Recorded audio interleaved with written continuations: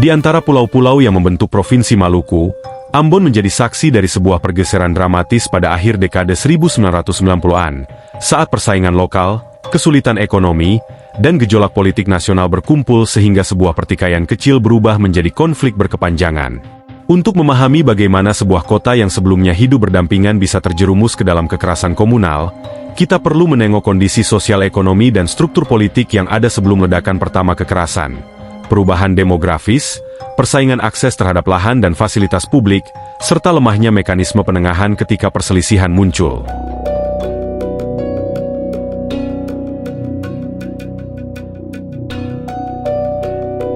Kisah bermula pada hari-hari di sekitar Januari 1999.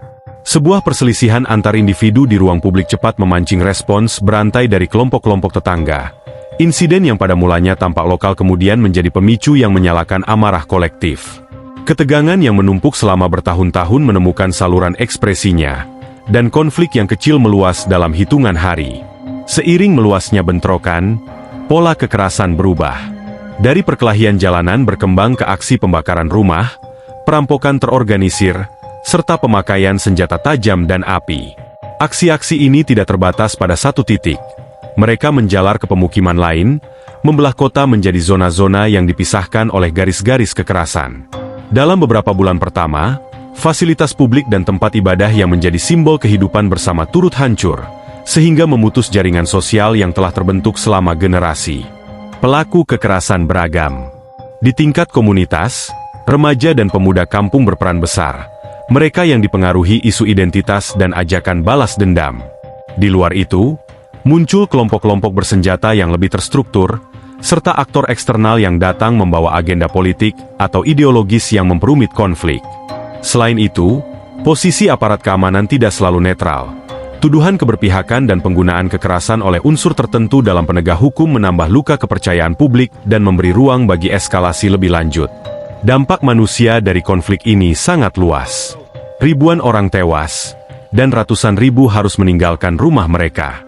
Pengungsian berskala besar mengubah pola pemukiman, kamp-kamp sementara bermunculan, keluarga terpisah, dan kegiatan ekonomi lumpuh.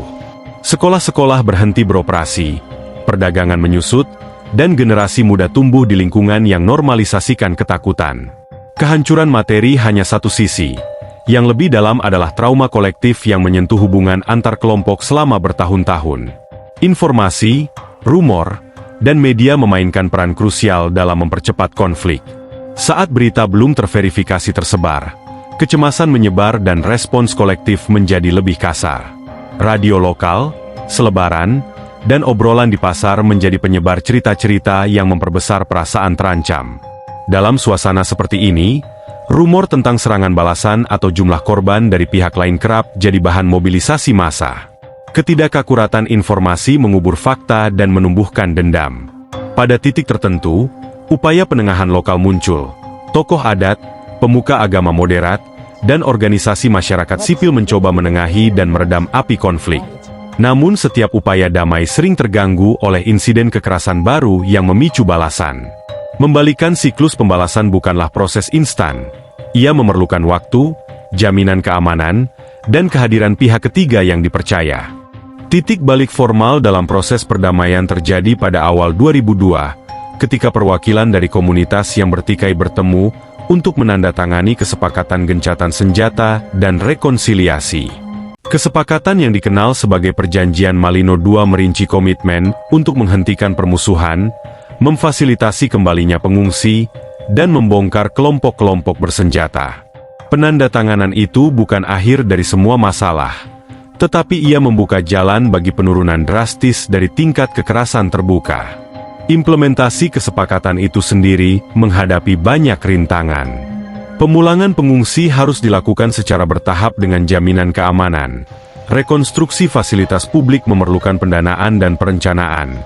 Sementara upaya membangun kembali kepercayaan antara tetangga menuntut inisiatif rekonsiliasi berbasis masyarakat.